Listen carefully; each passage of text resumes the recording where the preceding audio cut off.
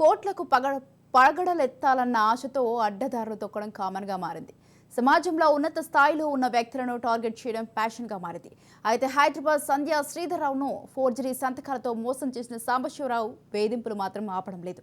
సరికాదా చేసిన తప్పును కప్పిపుచ్చుకునేందుకు బాధితుడు శ్రీధర్రావుపై ఏకంగా మరో చీటింగ్ మహిళతో ప్రెస్ మీట్ పెట్టి మరీ ఆరోపణలు గుప్పించారు. భూ లావాదేవీలతో మోసం చేసిన మాలా చౌదరి చేత తప్పుడు స్టేట్మెంట్తో చెప్పించి అడ్డంగా బుక్కయ్యారు. 2020లో సంధ్య అధినేత శ్రీధర్రావుకు భూస్థలాలు అమ్ముతామంటూ మోసం చేసి బెయిల్పై వచ్చిన మాలా చౌదరి ఇష్టం వచ్చినట్లు మాట్లాడారు. ఇంతకీ మాలా చౌదరి చేసిన మోసం ఏంటి? అక్రమంగా ఎన్ని కోట్లు కొట్టేశారో మా క్రైమ్ బ్యూరో ఇన్నారెడ్డిని అడిగి మరింత సమాచారం తెలుసుకుందాం.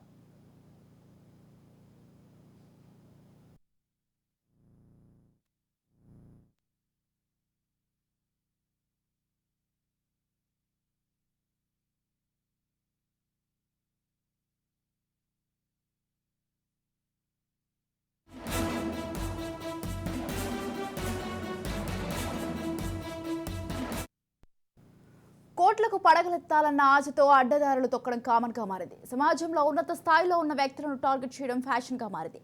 హైదరాబాద్ సంధ్య శ్రీధర్రావును ఫోర్జరీ సంతకాలతో మోసం చేసిన సాంబశివరావు వేధింపులు మాత్రం ఆపడం లేదు. సరికాదా చేసిన తప్పును కప్పిపుచ్చుకునేందుకు బాధితుడు శ్రీధర్రావుపై ఏకంగా మరో చీటింగ్ మహిళతో ప్రెస్ మీట్ పెట్టి మరీ ఆరోపణలు గుప్పించారు.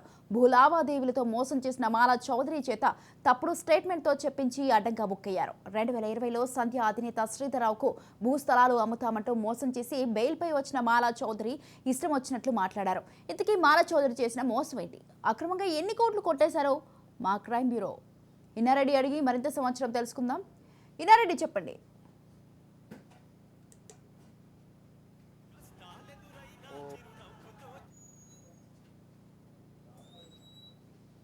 అక్కడ డెస్క్ మీద కూర్చోబెట్టడం జరిగింది. అయితే అసలు ఈ మాలా చౌదరి ఎవరు అని చెప్పేసానంటే ఈమె కూడా దాదాపుగా 4 కోట్ల రూపాయల సంబంధించి కేసు 4 కోట్ల రూపాయలకు సంబంధించి ఏమైతే ఒక ల్యాండ్ విషయంలో రిజిస్ట్రేషన్ చేస్తానని చెప్పేసి రిజిస్ట్రేషన్ చేయకుండా, ఒకవైపు ల్యాండ్ రిజిస్ట్రేషన్ చేయకుండా అలాగనే డబ్బులు కూడా ఇవ్వకుండా, దాదాపు 4 కోట్లకు పైబడి డబ్బులు కూడా ఇవ్వకుండా ఆమె మోసం చేసినట్టు కూడా 2020లో ప్రస్తుతం మనం చూస్తున్న లైవ్లో ఇది వచ్చేసి ఎఫ్ఐఆర్ కాపీ. 2020లో ఆమె మీద నమోదైన కేసు ఆమె అరెస్ట్ కూడా అయిపోయింది. సో ఇలాంటి వ్యక్తి ఈయన సాంబశివరావుకు సపోర్ట్గా వచ్చిన నేపథ్యం చూస్తూ ఉన్నాం. ఇప్పటికీ కూడా అంటే ఇంటెన్షనల్గా ఆమె డబ్బులను ఇవ్వకుండా తర్వాత దాన్ని వేరే రకంగా ట్రాన్స్ఫర్ చేసిందని చెప్పిన ఎవిడెన్స్లు కూడా పోలీసు సేకరించారు. కాబట్టి ఇప్పటికీ ఆ డబ్బులు కూడా ఫ్రీజ్ చేయడం జరుగుతూ ఉంది. దీనికి సంబంధించి ఆమె చివరకు ఇక్కడ హైకోర్టులో బెయిల్ రాకపోతే సుప్రీంకోర్టు దాకా వెళ్ళి బెయిల్ తెచ్చుకున్న పరిస్థితి ఉంది. సో ఇలాంటి మాలా చౌదరి లాంటి వ్యక్తులను ఆయన సపోర్ట్గా పెట్టుకుని ఆయన ఈ రకమైన మైండ్ గేమ్ ఆడుతున్నట్టు కూడా మనకు చాలా స్పష్టంగా అర్థమవుతోంది. మరి అంటే ఈ రకంగా అంటే ఎవరినైనా సరే మోసం చేస్తూనే పబ్బం గడుపుకునే వ్యక్తులను చుట్టుపక్కల పెట్టుకొని నేను నీతిమంతుణ్ణి, నేను నా మీద ఎలాంటి కేసులు లేవని చెప్పేసి చెప్పుకునే పరిస్థితి అనేది ఇంకా చాలా దౌర్భాగ్యమైన పరిస్థితి మనం చూసాం. పెట్రోల్ బంకులో ఏం జరిగిందో చూసాం. దీంట్లో ఆయన ఫోర్జరీ చేశారని చెప్పేసి సగం ల్యాండ్ ఓనర్ శ్రీధర్రావుకు అప్పగించిన నేపథ్యాన్ని చూస్తూ ఉన్నాం. ఇదే కాకుండా దీంట్లో ఈయన మోసం చేశాడని చెప్పేసి నేపథ్యం కూడా మనకు ఐడెంటిఫై చేశారు.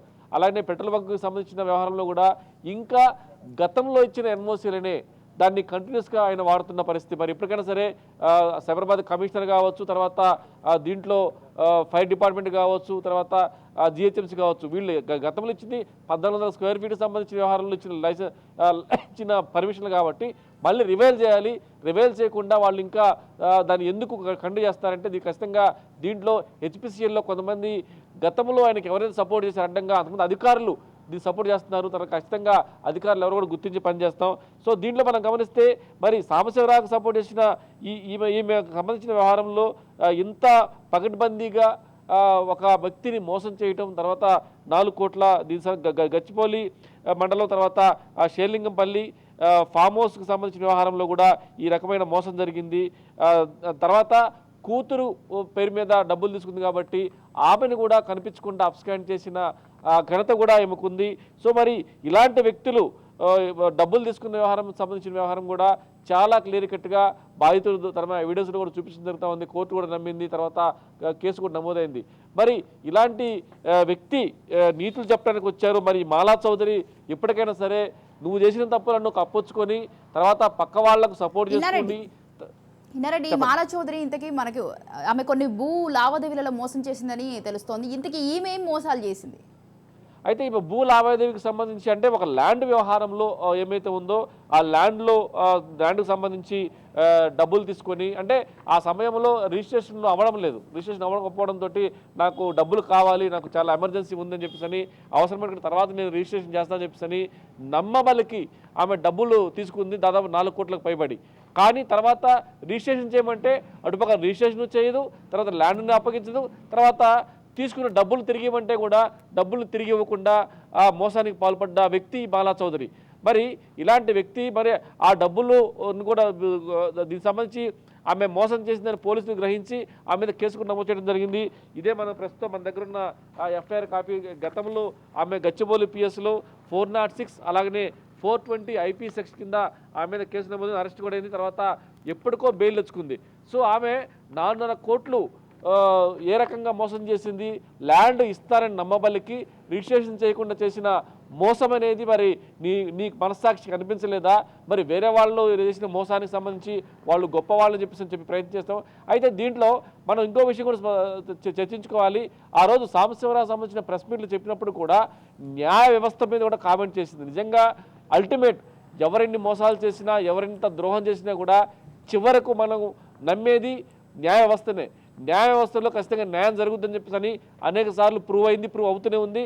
ఈ కేసులో కూడా శ్రీధర్రావు సంబంధించిన కేసులో కూడా న్యాయమే గెలిచిందని చెప్పుకోవచ్చు. అలాంటి న్యాయ వ్యవస్థను కూడా ఆమె కించపరుస్తూ మాట్లాడిన నేపథ్యం చూస్తే మాత్రం నిజంగా చాలా చాలా దారుణమైన విషయం. ఇలాంటి మాలా చౌదరి లాంటి వ్యక్తుల మీద ఖచ్చితంగా పోలీసులు ఇప్పటికైనా సరే ఆ ల్యాండ్ విషయంలో తీసుకున్న డబ్బులు ఏమైతే ఉన్నాయో వాటిని తన అకౌంట్లో ఉంచుకోవడం. ఇప్పుడు తన డబ్బులు కానీ తన డబ్బులు కావు, రిజిస్ట్రేషన్ తీసుకుంది. అలాంటి డబ్బుల్ని వేరే దానికి షిఫ్ట్ చేయటము, వేరే రకంగా దాన్ని వాడుకునే ప్రయత్నం చేయటం లాంటివి చేసి మరి ఒక రకంగా నీ మీద కేసు బుక్ అయింది కాబట్టి 420 చీటింగ్ కేసు అనుకోవచ్చు. ఇది ఇంకా కోర్టు పరిధిలో ఉన్న అంశం కాబట్టి దీని మీద జరిగిన అన్యాయాన్ని మాత్రమే మేము ముందుస్తున్నాము. కానీ కోర్టు పరిధిలో ఉంది, ఖచ్చితంగా శిక్ష పడే అవకాశం ఉంది. ఇలాంటి వ్యక్తులు న్యాయ వ్యవస్థను కూడా దూషించే పరిస్థితి.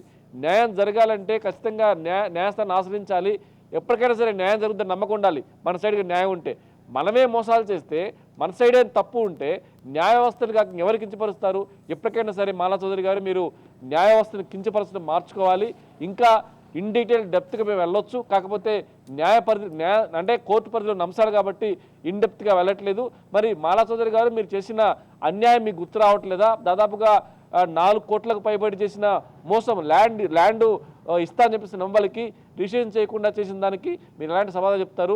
ఆల్రెడీ ఇది ఎఫ్ఐఆర్ బుక్ కింద అరెస్ట్ అయ్యారు, తర్వాత ప్రస్తుతం బెయిల్ మీద ఉన్నారు. అయినప్పటికి కూడా ఇంకా డీటెయిల్స్లోకి మేము వెళ్ళొచ్చు, కాకపోతే ఇది కోర్టు పరిధిలో అంశం కాబట్టి మాలా చౌదరి గారు మీరు కోర్టు నమ్మరేమో, మీకు కోర్టు అంటే నమ్మకం లేదేమో, మాకు కోర్టు అంటే నమ్మకం ఉంది, కోర్టు అంటే గౌరవం ఉంది కాబట్టి ఇంతకు మించి ఎక్కువ దీని మీద ఇండెప్త్గా మేము అనాలిసిస్ చేయట్లేదు. ఖచ్చితంగా మీరు చేసిన అన్యాయానికి సంబంధించి నిజాలు బట్టబయలవుతాయి. ఆ రోజు శిక్ష పడ్డ రోజు న్యాయ వ్యవస్థ అంటే ఏంటి, న్యాయ వ్యవస్థలో మనకి ఎలాంటి న్యాయం జరుగుద్ది, తప్పు చేసిన ప్రతి వాడు కూడా శిక్షించబడాలన్న న్యాయ సూత్రం మీకు కూడా వర్తిస్తుందని కూడా గుర్తించాలి. ఇన్నారెడ్డి, ఈమె అయితే ఢిల్లీలో ఉంటుంది. మాలా చౌదరి ఎవరైతే ఉన్నారో ఈమె అయితే ప్రస్తుతం అయితే ఢిల్లీలోనే ఉంటుంది. ఇంత హఠాత్తుగా ఈమె తీసుకురావడానికి కారణం ఏమై ఉంటుందంటారు? అంటే దీంట్లో ఏం లేదు. ఇప్పుడు ఒక వ్యక్తి, సాంబశివరావు అనే వ్యక్తి నిజంగా నీతిపరుడు, నిజాయితీపరుడు అయితే అతని చుట్టూ నిజాయితీపరులే వస్తారు. తనకు సపోర్ట్గా నిజంగా అన్యాయం జరిగింది, నిజంగా సాంబశివరావు చాలా బాధపడిపోతున్నాడు, ఆయన చాలా నీతిమంతుడు, ఎలాంటి కేసులు లేవు, ఐఎమ్ పర్ఫెక్ట్ అని చాలా చెప్పుకున్న వ్యక్తికి అంటే మన పక్కనున్న స్నేహితులు బట్టి చెప్పొచ్చు మనమేంటో. జనరల్గా ఇది కామన్గా పెద్ద మనుషులు చెప్పే కామన్ సూత్రమే అది. మరి మాలా చౌదరి లాంటి వాళ్ళని పక్కన పెట్టుకొని ఆమె చేసిన అన్యాయాలు కూడా మనకు తెలుసు, ఎఫ్ఐఆర్ సంగతి మనకు తెలుసు. సో మళ్ళీ చెప్తున్నా, దీంట్లో డెప్త్గా ఎందుకు వెళ్ళట్లేదంటే కోర్టు పరిధిలో అంశం కాబట్టి. మరి ఇలాంటి వాళ్ళని తీసుకొచ్చి చుట్టుపక్కన పెట్టుకొని నేను నీతిమంతుడిని, నేను అవినీతికి పాల్పడను అని చెప్పేసి చెప్పుకునే సాంబశివరావు గారు మరి మీరు చేసిన ఈ పెట్రోల్ బంక్ వ్యవహారంలో మరి మేము న్యాయం జరిగింది, అసలు నాకు ఫోర్జరీ డాక్యుమెంట్ జరగలేదని చెప్పేసి అన్నారు. మరి హెచ్పిసిలే డైరెక్ట్గా దాన్ని ల్యాండ్ని అప్పగించింది శ్రీధర్రావు గారికి. సో మరి దాన్ని మీరు ఏ రకంగా తీసుకుంటారు? అంటే ఇప్పటికీ కూడా మేము తప్పు చేయలేదని నమ్ముతున్నారా? మరి మీకు ఇక్కడ కూడా ఒక విషయం స్పష్టంగా చెప్పదలుచుకుందాం సాంబశివరావు గారికి ఒకే విషయం చెప్పదలుచుకుందాం. మరి గతంలో ఇచ్చిన ఎన్ఓసీలు మళ్ళీ చెప్తున్నా, గతంలో ఇచ్చిన ఎన్ఓసీలు సైబరాబాద్ కమిషన్కి ఇచ్చిన ఎన్ఓసీ కావచ్చు, జిహెచ్ఎంసీకి ఇచ్చిన ఎన్ఓసీలు కావచ్చు, ఫైర్ డిపార్ట్మెంట్కి ఇచ్చిన ఎన్ఓసీలు కావచ్చు, ఇవి రివీల్ అయిన తర్వాత పెట్రోల్ బంక్ ఓపెన్ చేయించాలి. కానీ మరి ఎవరికి ప్రలోభ పెట్టారు, ఎవరికి ఎంత లాభం చేకూర్చేలా చేశారు, మళ్ళీ అంటే ఆ ఉన్న కొద్ది ల్యాండ్లోనే నీకు పర్మిషన్ ఇచ్చి పెట్రోల్ బంక్ నడుపుకునే రకంగా ఎలా ఇచ్చారు. దీంట్లో మనం చూస్తే ఆ ఉన్న కొద్ది ల్యాండ్ అంటే ఇన్నో ఎగ్జిట్ సేమ్ ఉంది కాబట్టి రేపొద్దున కనుక అది బాగా జనసమర్థం ఉండే ప్రదేశం, జరగరాని ప్రమాదం జరిగితే దానికి బాధ్యులు ఎవరు? దీని మీద ఖచ్చితంగా సైబరాబాద్ కమిషనర్ కూడా స్పందించాల్సిన అవసరం ఉంది. జిహెచ్ఎంసీ కూడా ఒకసారి ఉన్న ఎన్ఓసి నో అబ్జెక్షన్ సర్టిఫికేట్ అనేది గతంలో ఇచ్చింది, దానికి సంబంధించి 1400 స్క్వేర్ ఫీట్ సంబంధించిన ల్యాండ్ విషయంలో ఇచ్చింది. మరి ఇప్పుడు ఆ ల్యాండ్ అనేది కుదించబడింది కాబట్టి మరి ఉన్న తక్కువ ల్యాండ్లో పెట్రోల్ బంక్ ఎలా నిర్వహిస్తారు? దీన్ని మళ్ళీ పర్స్యూ చేసి ఒక పక్కన జిహెచ్ఎంసీ, మరో పక్కన సైబరాబాద్ కమిషనరు, అలాగనే దీనికి సంబంధించి అనుమతులు ఇచ్చే ఫైర్ డిపార్ట్మెంట్ కావచ్చు అందరూ కూడా ఒకసారి మళ్ళీ రివ్యూ చేయాల్సిన అవసరం ఉంది.